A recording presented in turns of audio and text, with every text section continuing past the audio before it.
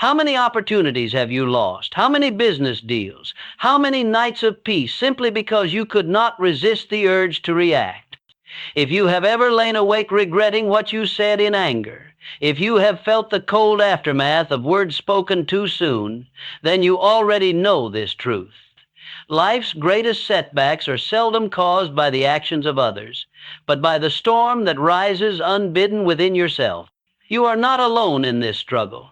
I have seen seasoned businessmen stumble, and humble clerks rise above their station, not by luck or circumstance, but by their ability to govern the instant between provocation and reply.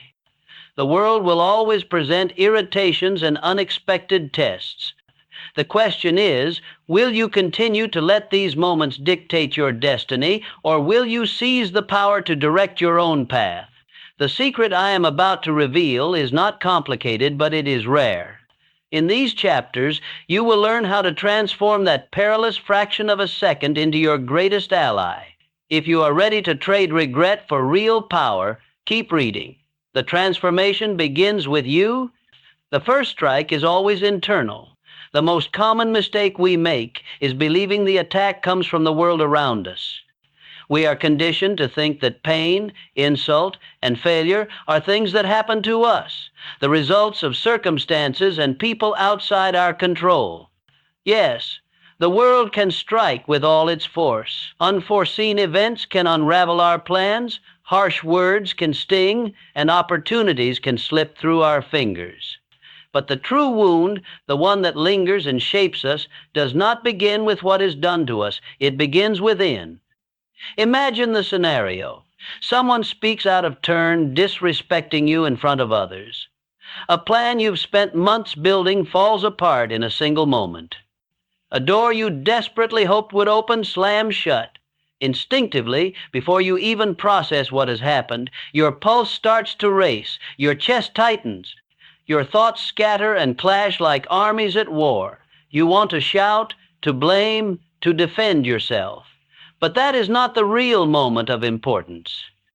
The true crucible is not the insult itself, not the failure, not even the rejection. The real test lies in what happens between stimulus and response. In that small, almost invisible pause, a fraction of a second, you are handed a quiet, unseen choice. This is the space that separates the reactive from the resilient, the slave from the sovereign. Most people never even notice this space. They react as if they are dry kindling and the world is a spark. Everything catches fire, emotions run wild, words are flung like weapons. But those who have trained their minds, who have learned to observe themselves, know that within that tiny gap, destinies are shaped. You are not here to escape pain or shield yourself from discomfort. You are here to learn how to respond to hardship as an artist faces a rough stone with patience, precision, and creative intent. The chaos of the world cannot be tamed. People will test you. Life will disappoint you. Fate will seem at times to conspire against you. Yet no matter how sharp the arrow or heavy the blow, the wound truly opens only with your consent. This is the liberating truth. No one can ruin your peace unless you allow them to. No insult can ignite your anger without your internal surrender. The discipline of the mind is not about becoming numb or detached from life. It is about reclaiming authority over your own experience, becoming sovereign over yourself. The undisciplined mind is a wild horse. It bolts at the slightest disturbance, lashes out at shadows, drags you into places you never meant to go. The trained mind, by contrast, is like a calm observer. It witnesses the surge of emotion without being swept away. It sees the angry thought arise, but does not immediately act. It recognizes pain as a teacher, not an enemy. Begin here, in this moment. Start by watching yourself as if you are both actor and audience. Notice the thoughts that arrive uninvited, the emotions that surge like ocean tides. Don't try to ride every wave or fight every current. Instead, study them. Sit quietly with the discomfort. Ask yourself, what am I really reacting to? Where does this feeling come from? This is the first and most important battle, not with other people, not with circumstances, but with the ancient, instinctive part of yourself that believes power is found in reaction. The truth is the opposite. Reaction is not power, it is slavery to whatever moves you. The world can provoke, but only you decide if you will bleed. We train for one reason, to become free. Free from the tyranny of every passing mood, every careless word, every storm of emotion. This is the beginning of mastery, the art of choosing your response, and in doing so, shaping your fate. Master the breath. Master the moment. There is an old lesson that wise ones have always passed in silence. A teaching so subtle, it's easy to overlook in the noise of ordinary life. When the body aches to move, resist the urge and remain still. When your tongue burns with words, discipline yourself to remain quiet. When the heart begins to thunder in your chest, focus not on the chaos, but on the simple rhythm of your breath. True power, you will find, does not arise from force or noise. It is born in the stillness you choose when every cell in you begs for action. It is built in the quiet moments when you decide to conserve your breath instead of wasting it on anger or fear or empty retorts. In those moments, the world expects you to unravel.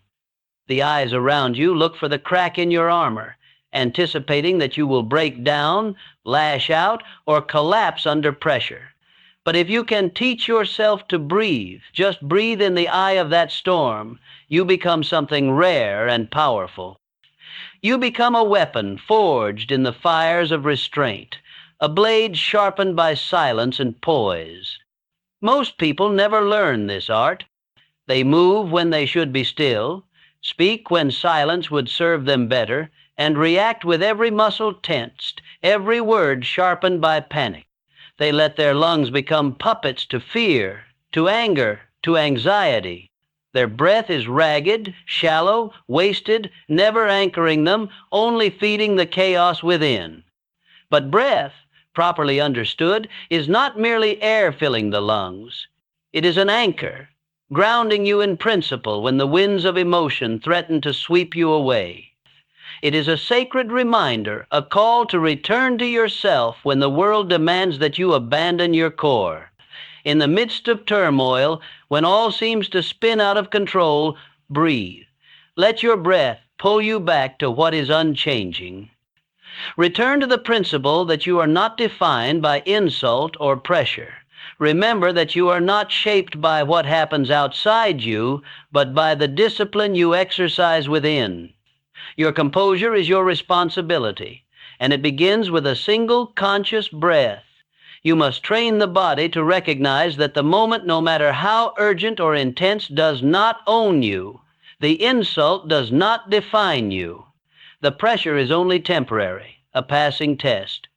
What endures is the choice you make in response. It is easy to be swept away by anger, to let fear dictate your movements, or to be seduced by the pride of reaction. But the one who has learned to pause, to hold the breath, and to restrain the first impulse discovers a strength deeper than any outward show of force. This is not weakness. Society teaches that power is in the punch, the retort, the immediate defense. But restraint is a higher power. It is the mark of one who has learned mastery over self, who understands that releasing the fire inside brings only momentary relief, while holding it, containing it, transforms it into discipline and wisdom. The fire will always want release. Anger will knock at the door. Fear will whisper. Pride will insist. But you are not a servant to those flames. You are the one who holds the match, who decides if and when to strike it. Every day, you must practice this. When the urge rises, pause, breathe, wait. Let the storm pass through you without moving you from your center. In time, you will find that the breath itself becomes your shield. While others flail and drown in the storm of their own emotions, you will stand steady, unshaken. The world may remain chaotic, but you no longer belong to the chaos. You have ceased to be a victim of the moment. You have become its master. This is the quiet, invisible strength that endures. This is how power is built, one breath at a time.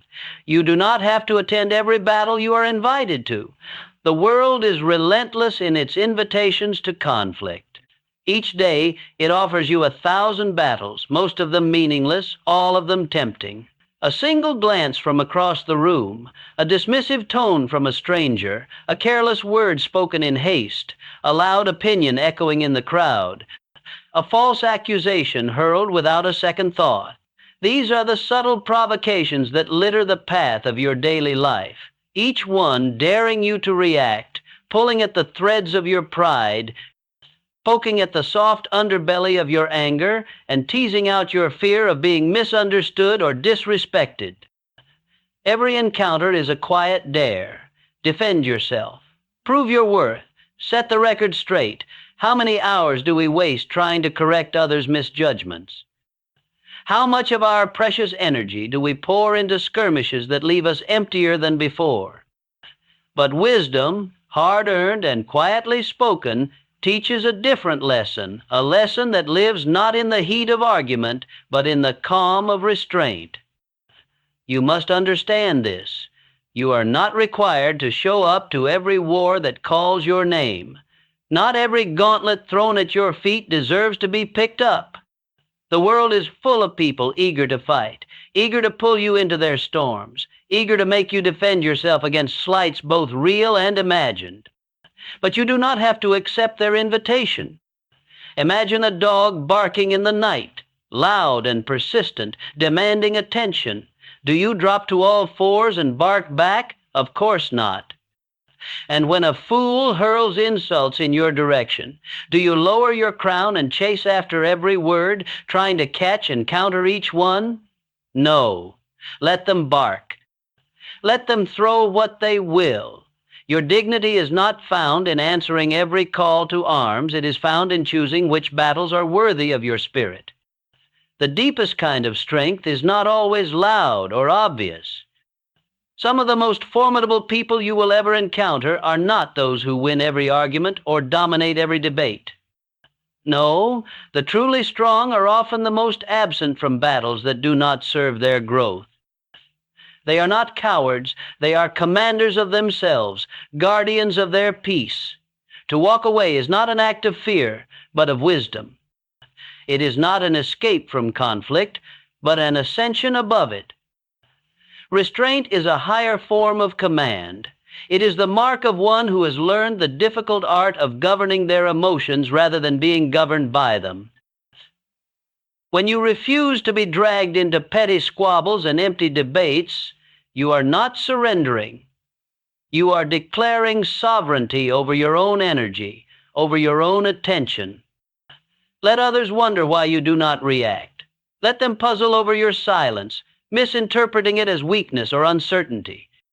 Let them, for their confusion is not your burden.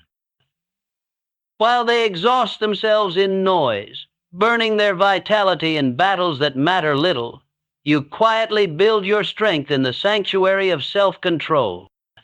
You gather your power in silence. You invest your energy where it can truly grow. The greatest victories are often the ones that leave no scars, the battles you never had to fight.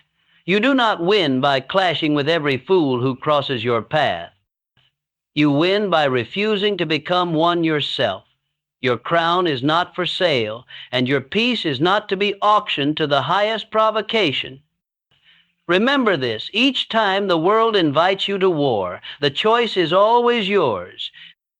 And true strength is found not in the wars you win, but in the ones you wisely walk away from.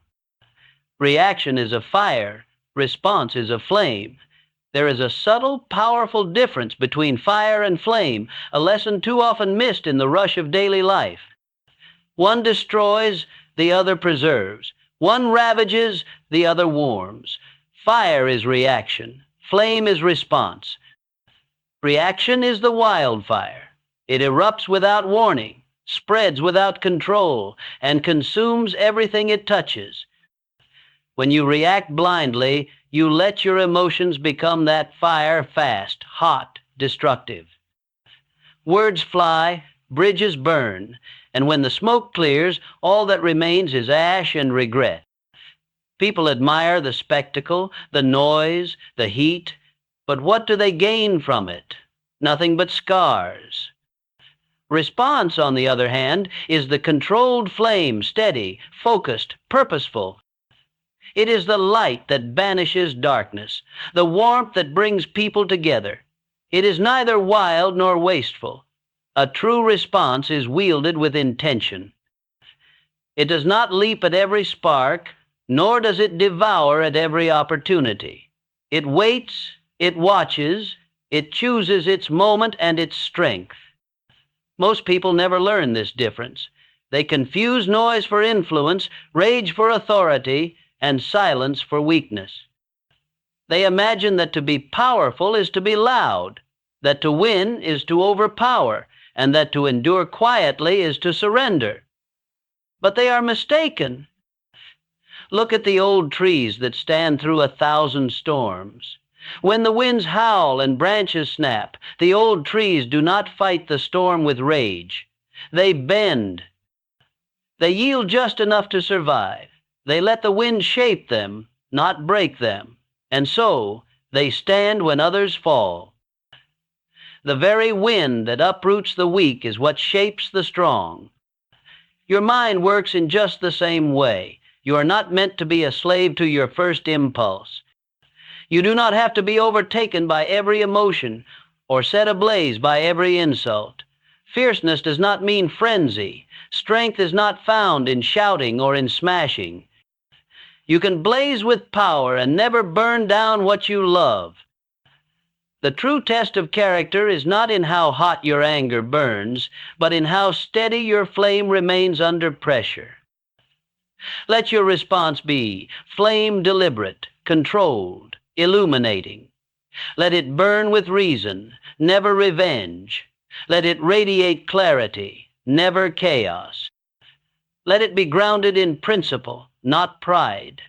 When you live like this, your strength becomes a guiding light rather than a wildfire. Others will be drawn to your calm, your discipline, your unwavering presence. They will sense the heat of your conviction, but never fear being consumed by it. This is the difference between those who live to be feared and those who live to be remembered. The world is full of people who light fires to destroy, who mistake rage for leadership and think that devastation is proof of dominance. But those who are truly remembered, the ones whose presence warms rooms, whose words light paths in the darkness, are the ones who have mastered their flame.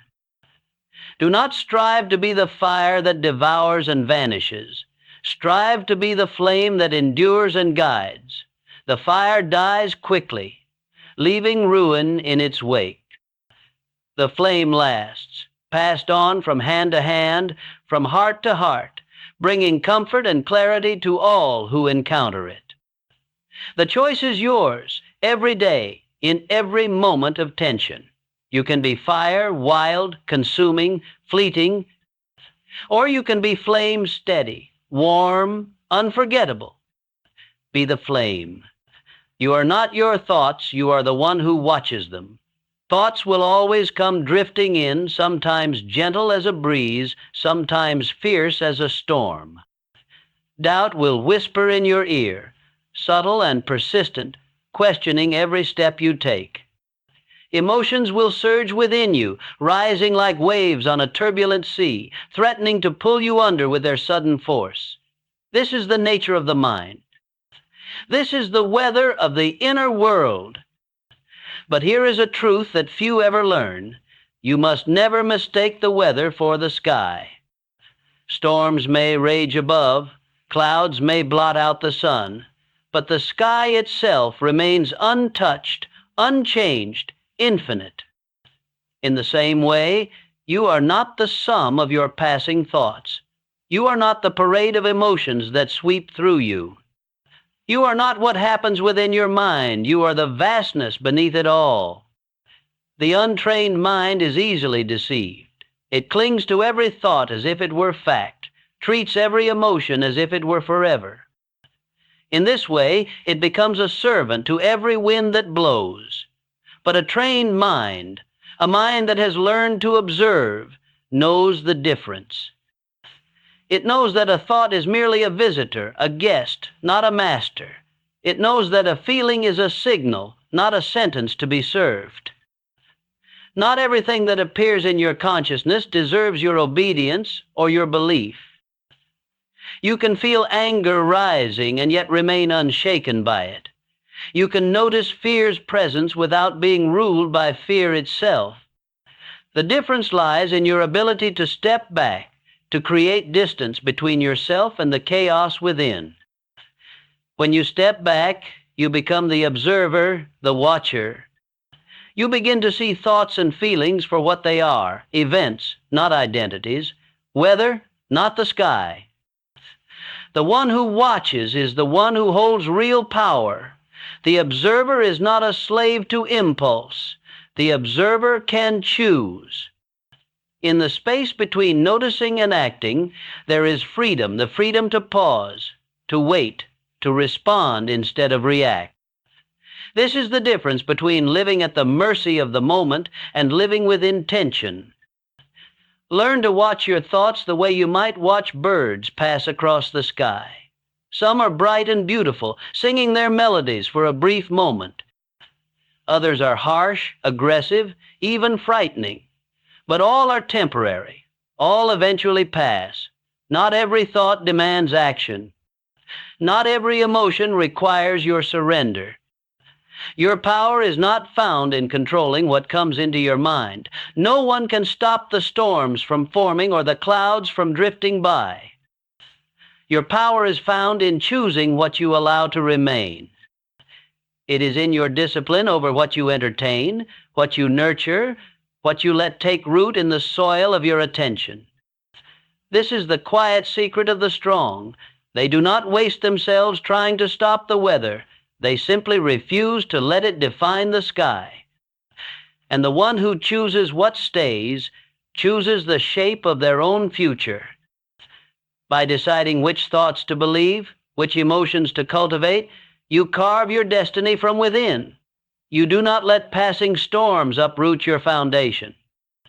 You wait, you watch, and when the skies clear, you choose what remains. Be that one, the watcher, the chooser, the steady presence beneath the storms. Let the weather come and go as it will. Watch, wait, and choose your future, one thought at a time. The cost of reactivity is always higher than you think. Every reaction feels justified in the heat of the moment. The words you want to say, the anger rising in your chest, the urge to strike back or prove a point, all of it seems so right, so necessary. In that instant, emotion convinces you that your reaction is a matter of justice, of self-respect, of survival. But justification is not wisdom. The feeling that you are right is not the same as being wise. The true cost of reactivity is rarely obvious. It does not always announce itself with catastrophe or fanfare. More often, it slips silently into your life, whispering its toll through fractured relationships, through small regrets that linger long after the moment has passed, through diminished credibility and missed opportunities. You may not notice it right away, but it accumulates a hidden debt, quietly growing with every impulsive word, every rash decision, every time you give your power away to a fleeting feeling. An unguarded reaction is never free. It can cost you your peace, leaving you restless and unsettled. It can cost you your position, undermining the respect others have for you, or causing you to lose ground you worked so hard to gain. It can even cost you your path, steering you away from your true intentions and deeper goals, all for the sake of a moment's satisfaction. People rarely remember the intentions behind your actions. They do not hold on to your best plans or the quiet hours you spent nurturing goodwill. Instead, they remember the outburst, the harsh word, the moment when you lost your composure. A single impulsive act can overshadow months, even years, of good intentions and disciplined effort. The price of reactivity is not paid at once. It is paid slowly, in days and weeks, and sometimes years. The consequences echo long after the moment is gone. So when anger whispers to you, let them feel it. Make your presence known. Pause. Ask yourself, what will I feel tomorrow? When pride stirs within you, demanding that you defend your ego, ask, what will this cost me in clarity, in focus, in peace of mind? To act on impulse feels powerful for a heartbeat, but the power it gives is shallow and short-lived. Restraint, on the other hand, is the quiet shield that guards your strength, your dignity, your future. Restraint is not weakness. It is the discipline to see beyond the present emotion, to weigh the consequences before paying their price. It is the wisdom to understand that not every feeling deserves an action, not every urge is worthy of pursuit. There is a strength in holding back, in refusing to be swept away by the first wave of emotion. The formula for resilience is simple, but not easy. Think long, feel deep, act slow. Give your mind the space to consider, your heart the time to settle, your spirit the chance to see past the moment. In doing so, you do not become cold or unfeeling, you become steady. You protect your energy for what truly matters. You invest your strength in the future, not in the fleeting dramas of the present. In a world that rewards speed and reaction, the resilient stand apart. They build lives, reputations, and relationships that endure not by never feeling, but by refusing to be ruled by feeling alone. So let your first instinct be to pause. Let your wisdom have the last word. That is how you remain unbroken, by choosing not just to react, but to respond with intention, clarity, and purpose. To respond is to stand still inside the storm. Chaos will always swirl around you. There will be days when voices rise above reason, each one louder than the last, clamoring for attention and demanding your reaction. Pressures will build expectations from others, deadlines, judgments, disappointments. The noise of the world can grow so deafening that it feels almost impossible to remain steady within it. Yet, the one who has trained the mind, who has practiced the art of observation and restraint, does not simply reflect the storm outside. He becomes the very stillness within it, the eye of the hurricane, unshaken while all else is thrown into turmoil. This calm is not a product of luck or temperament. It is the result of conscious, deliberate effort. It is the work of someone who refuses to become a puppet to every passing current, who has learned that true power is never found in matching chaos with chaos, but in holding fast when everything else moves. The world expects you to join its frenzy, to shout when it shouts, to panic when it panics, to add your energy to the collective unrest. This is the script that most people follow, reacting by reflex, drawn into every drama and disturbance that crosses their path. But something extraordinary happens when you do not play your part in the noise. When you remain grounded, your mind steady, your words measured, your presence deliberate, a shift occurs, both in you and in those around you. You cease to be another voice in the storm. You become the silence others notice, the quiet that demands attention, the anchor that gives others permission to slow down and listen. Stillness, though, is often misunderstood. Many mistake it for passivity, for surrender, for absence of will. But true stillness is none of these things. Stillness is preparation, a gathering of power before it is directed. It is the sharpening of your focus, the quiet assessment of your surroundings, the moment in which you choose your response with care. In stillness, You select your weapon wisely. Sometimes it is silence. Sometimes it is a single clear word. Sometimes it is a simple change of direction. But never is it mindless reaction. Those who respond with clarity have not frozen. They have chosen. They have refused to be swept away by the first wave of chaos, opting instead to anchor themselves deep within their principles. This is the difference between being controlled by circumstances and controlling your presence within them. So, when the storm hits, when the pressure is high, and the world seems to spin faster than you can keep up, your first duty is not to act, but to slow down. Plant your feet as if you were a tree, roots sinking deep into the earth. Let your mind become as wide and open as the sky, unmoved by passing weather. Speak little. Each word becomes precious, a stone thrown with intention instead of a handful of sand scattered in the wind. Watch everything. Let nothing escape your awareness, for wisdom is born in observation, not in haste. Remember this. You are not in the storm. The storm rages above, around, and within others, but you are the anchor beneath it. Your stillness does not mean you are blind to the world's chaos. It means you have become the one thing it cannot move. While others are tossed and turned, searching for something to hold on to, you become the presence they seek, the silent force that endures, guides, and quietly transforms the storm itself. The mind is a muscle, train it with weight. Strength is never born from comfort. You do not build muscle by running from the weight you build it, by facing it, lifting it, allowing your body to struggle, strain, and adapt.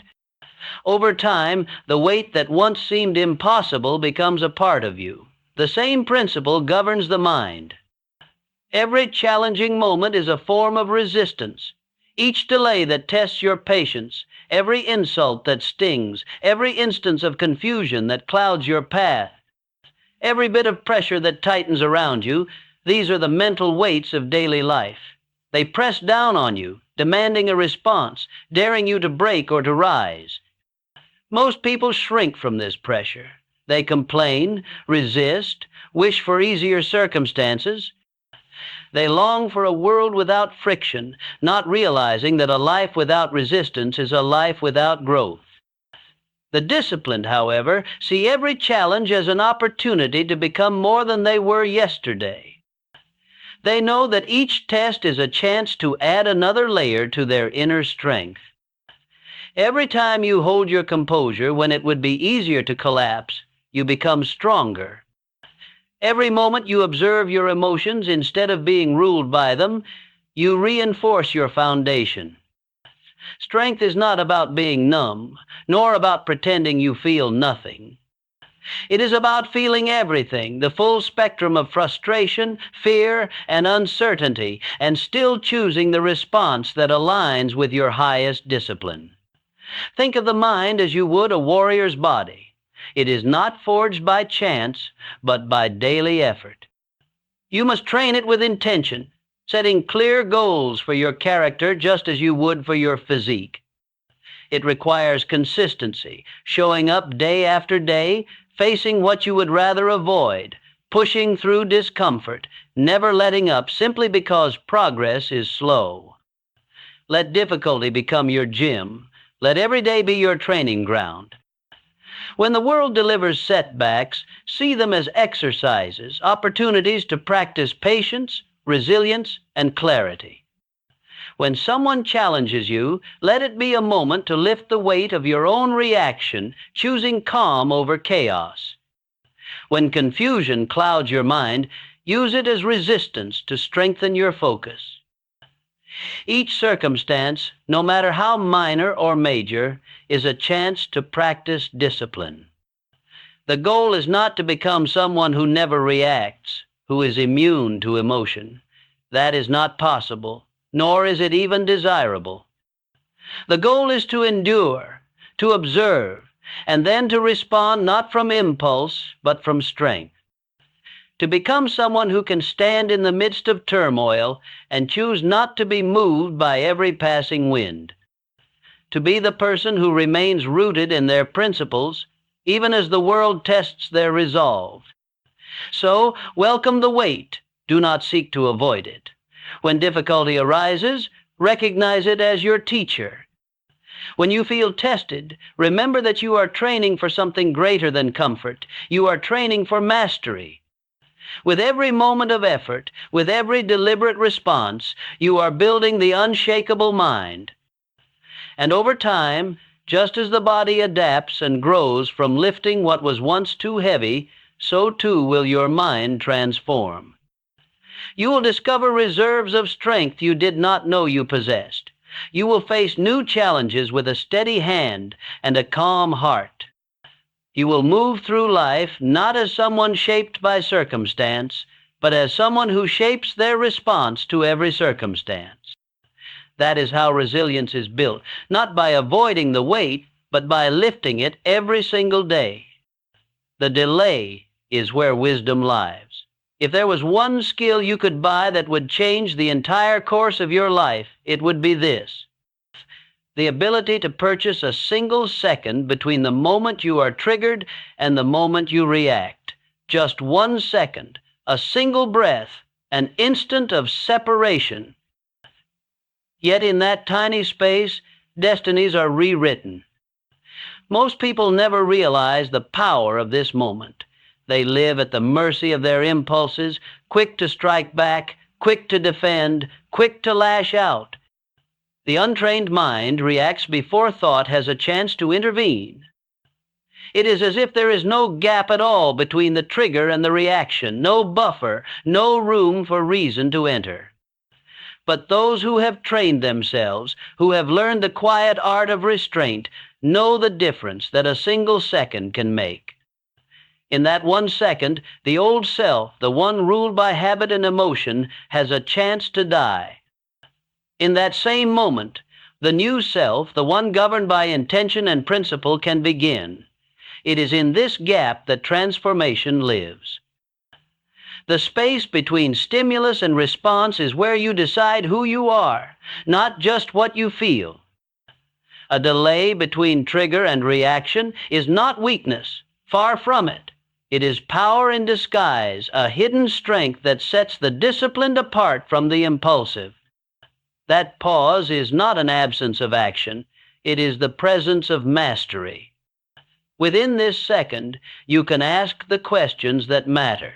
You can step back from the storm and inquire, what is really true here? Am I seeing clearly, or am I blinded by my emotion?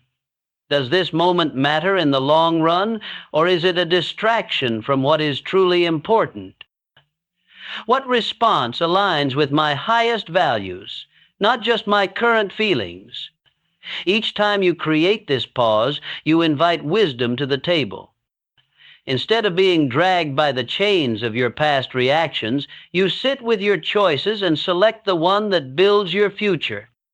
The pause is where discernment is born, where you filter out the noise and listen for the voice of reason. Building this delay is not easy. It is a practice, a discipline. It requires self-awareness to even notice the trigger in the first place. It requires humility to admit that your first impulse might not serve you well. But every moment you stretch the gap, every time you hold back just long enough to let your deeper self respond, you are rewiring your mind for strength. Train the pause as if your life depends on it, because, in truth, the quality of your life does. The more you develop this skill, the more you find that your days are no longer stolen by regret, by thoughtless words, by actions you wish you could take back. Instead, you live as the author of your own responses. You become less reactive, more intentional. You start to lead your life rather than be led by it. Let the pause become your silent ally. Stretch the moment between what provokes you and what you choose to do about it. The pause does not rob you of your power, it returns it to you. In that brief interval, you choose the next chapter, not just for the moment, but for who you are becoming. In a world that pushes for immediate reaction, be the one who waits, who breathes, who thinks. Build the delay, stretch the gap, train the pause, and let your response be something you own, crafted, deliberate, and worthy of who you truly are. If you don't train the mind, the world will train it for you. Every voice you ignore trains your mind. Every scroll, every comment, every reaction, every piece of noise you allow to shape your state. If you don't program your mind, someone else will. The undisciplined are led by whatever is loudest. The disciplined are led by whatever is truest. So ask yourself, where is my mind being trained? Is it being taught to hold peace or panic, to chase approval or to master inner stillness? Training is not occasional, it is daily. It is moment by moment. Guard the inputs, protect the internal dialogue, because what enters you builds you, and only the trained mind can choose what becomes permanent. You owe no one your reaction, only your presence. Many believe that silence is weakness, a sign of uncertainty, of not knowing what to say, of being powerless in the face of noise. The world rewards those who speak first, who react loudly, who show their agitation as proof of their strength. But those who have tasted discipline, who have practiced the art of holding their center, know a different truth. Silence is not a surrender. Silence is a fortress. Within silence, you find the walls that shield you from the chaos of others. It is not passivity, nor is it a lack of courage. It is an act of supreme self-command. You are not required to explain your calm to people who thrive on disturbance. You do not owe an answer to those who profit from your unrest. You are not in this world to dance at the strings of every trigger pulled by someone else. Your greatest task is not to appease every demand, to react to every provocation, or to chase every insult with an explanation. Your duty is to hold your center, to remain anchored and aware, no matter how loud the world becomes around you. Every day, people will throw their chaos at your feet. They will try to bait you into anger, into argument, into losing yourself for their amusement or advantage. But you owe no one your explosion, no one your panic, no one your impulse. These are treasures of your inner world, not currency to be traded for fleeting approval or control. What you owe first and foremost is presence, not the kind of presence that absorbs every wound, that takes on every emotion thrown your way, but the presence that listens without being consumed, that observes without becoming entangled, that stands perfectly still even as those around you spiral and unravel. This is the presence of one who has learned the strength of stillness. It is the power to see clearly without judgment, to remain steady without becoming cold, to be deeply engaged without being easily disturbed. Remember, you were not born to be a servant to agitation. You were not put on this earth to be a puppet for every emotional storm that passes through the people around you. You are not here to be battered about by the moods and whims of the world.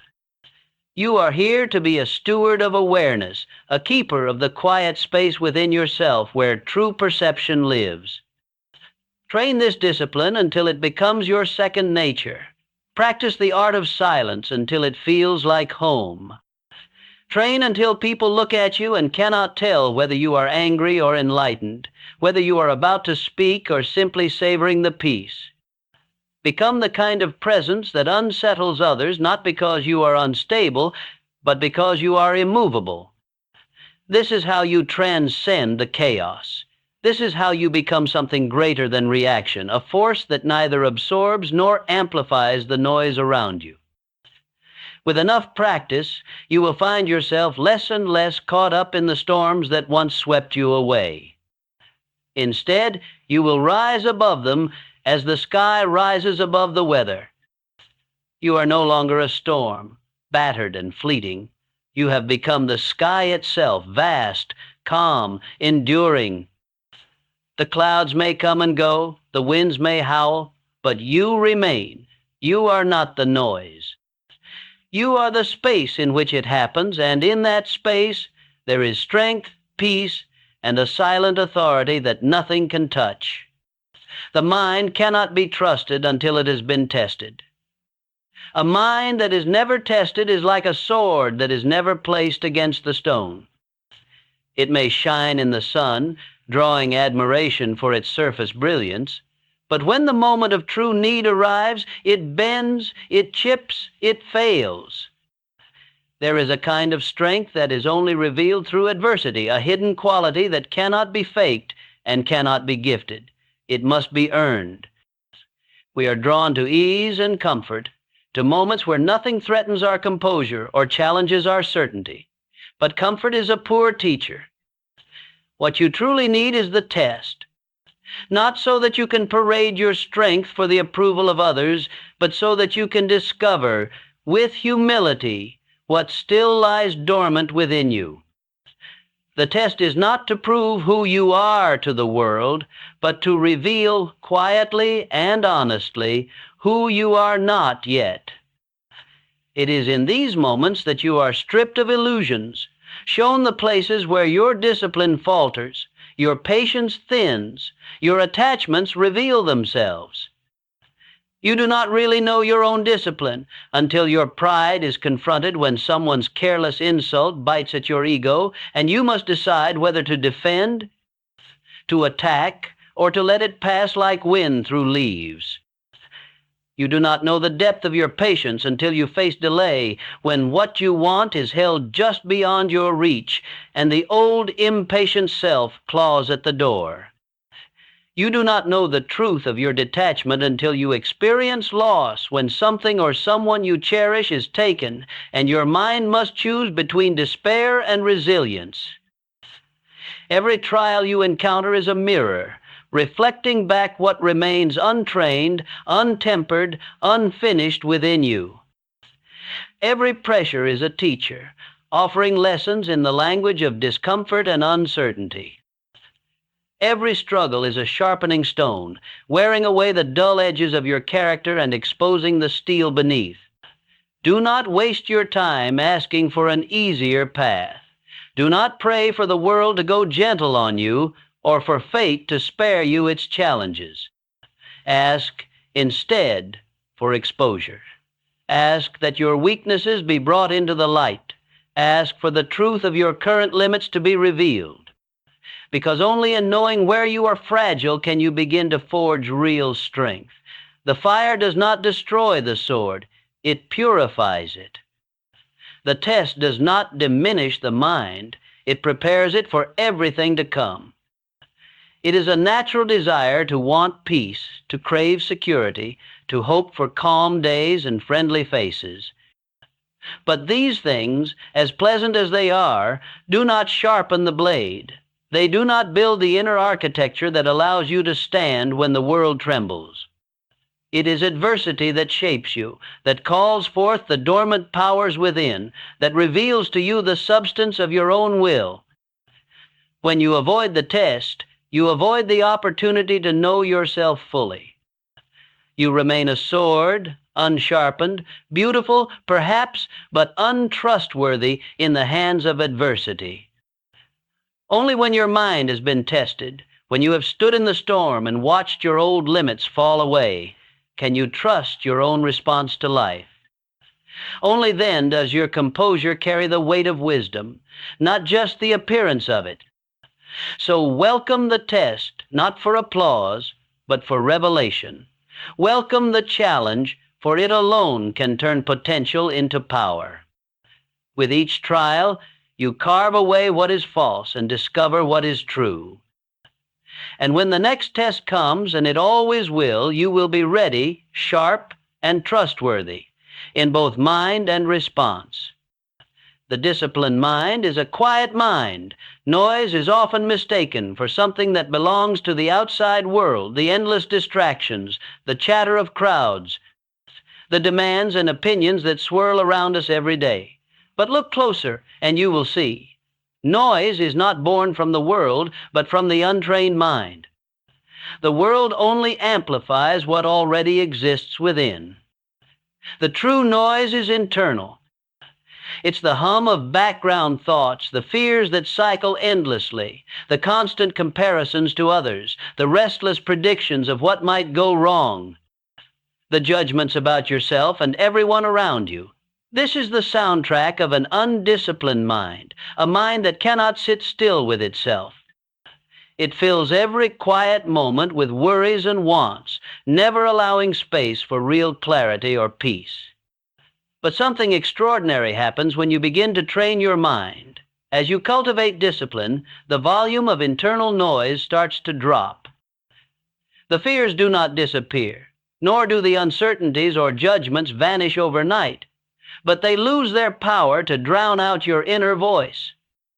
What remains is not an empty silence, but a silence of struggle, a profound clarity that sits beneath the turbulence. This does not mean the mind is free from thought. Thoughts will always come and go, just as weather passes across the sky. The difference is that a trained mind is no longer controlled by every passing thought. The storm may rage above, but you remain steady beneath it. You are not swept away by the winds of insecurity or the tides of external validation. A quiet mind finds its own anchor. It does not require applause to feel worthy. It does not need constant agreement to know it is on the right path. It does not chase approval from every person it meets. Instead, it moves with certainty, a quiet confidence rooted not in ego, but in clarity. This mind knows who it is, and more importantly, knows where it is going. It can wait through discomfort. It can listen when others would rush to speak. And when it does choose to speak, its words are few, but each carries weight far beyond mere sound. Think of the greatest leaders, the wisest sages, the people you remember long after they leave the room. What sets them apart is not the noise they make, but the weight of their presence. Their words matter because they have learned to be silent with themselves. They do not fill every space with opinions or rush to defend every position. Their restraint is a sign of mastery, not weakness. This level of quiet confidence is not achieved by accident. It is a discipline, a practice, a training that must be undertaken daily. Train your mind to be quiet, not by suppressing thought, but by observing it. Notice the noise, the urge to compare, the drive to be heard. Let it rise and fall without being moved by it. Return, again and again, to the core of who you are.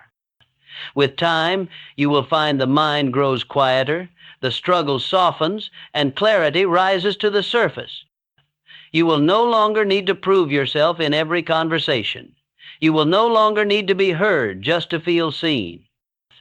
Your energy will be reserved for what matters, and your words, when finally spoken, will land with a force that transcends sound.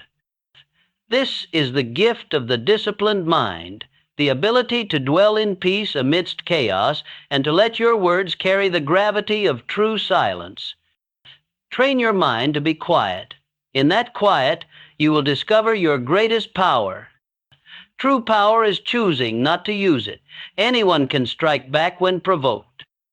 Anyone can raise their voice, sharpen their words, and attempt to crush what stands in their way. The impulse to dominate, to show power through force or fury, is not uncommon. It is, in fact, the simplest path. Reaction is always the easy option, especially when pride or anger are at stake. But true strength is something far rarer. It is not found in domination, not measured by how many arguments you win or how many adversaries you silence. It is discovered in the quiet art of restraint. Look to the wild for examples of this principle in its purest form. The wolf, confident in its own strength, does not howl at every breeze that stirs the forest.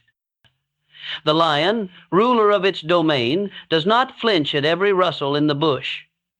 These creatures are not easily moved because they know exactly what they are.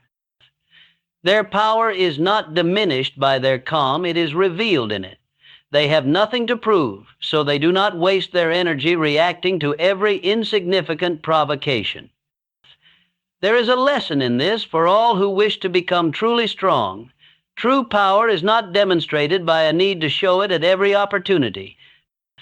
Instead, it is the ability to see the weakness in others, their need to provoke, to shout, to prove themselves, and to choose, consciously, not to match it.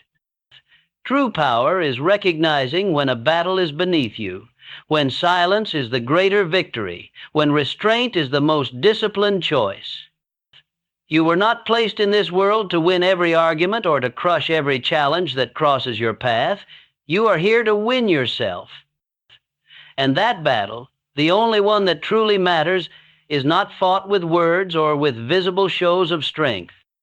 It is fought in the unseen moments when you are tested, when you are triggered, when every nerve in your body cries out for reaction and you instead choose to remain unmoved. To respond with poise when provoked is to wield real mastery over yourself. To walk away with pride, undisturbed by the noise around you, is to claim a victory few will ever understand. Your silence in the face of provocation is not weakness. It is a quiet reminder to others and to yourself that you had the sword all along and that you simply chose not to use it. That choice is power in its highest form. Let your restraint speak louder than any retort. Let your composure echo long after you leave the room. Those who are desperate to prove themselves will often mistake your calm for surrender, your silence for emptiness. Let them. Their misunderstanding is not your concern. What matters is that you know who you are and what you are capable of, and that you refuse to be dragged down into battles unworthy of your spirit. Remember, you win nothing by meeting weakness with weakness, or noise with more noise. The only true victory is mastery of the self. Every time you resist the urge to react, every time you choose presence over provocation, you forge another link in the chain of your inner strength. Be the one who can remain still in a world of chaos. Be the one whose silence commands more respect than the loudest voice. For in the end, it is not in the strike, but in the steady hand that holds back, where the rarest strength and the deepest freedom can be found. The one who responds rules. In the end, all paths of discipline, wisdom, and growth lead back to a single dividing line. Reaction is slavery. Response is sovereignty. Those who react are forever held captive by whatever the world throws at them. They are tossed by every passing mood, driven by every insult, provoked by every mistake, their power always hostage to what happens around them. To live this way is to be chained, not by physical bonds, but by the unpredictable whims of life itself. Each reaction hands the reins of your mind to circumstance, to the actions of others, to chance. But those who learn to respond, who train themselves to pause, to consider, to choose, are the true rulers of their own domain. By mastering themselves, they quietly shape the world. Their lives are not a series of reflexes and regrets, but a steady procession of choices made with clarity and intent. These are the people whose presence changes a room, whose words shift the course of conversation, whose calm stands like a lighthouse in the middle of every storm.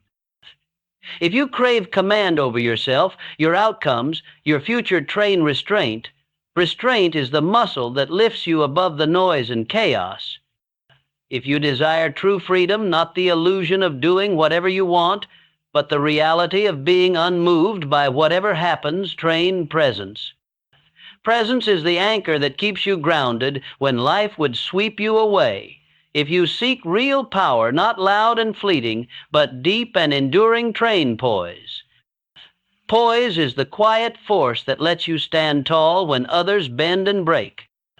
The one who responds does not live by habit or reflex. They do not simply echo the noise around them. Instead, they act from reason, from depth, from the quiet wellspring of their own purpose. While others are quick to rise and even quicker to fall, burning bright in bursts of undisciplined fire, only to burn out just as fast, you must choose a different path. Be different, burn slow, burn steady. Let your fire be fueled by intention, not by impulse. Let every flame within you carry the discipline of purpose, the clarity of self-mastery, the resolve to hold your center no matter what the world demands. This is not the path of least resistance.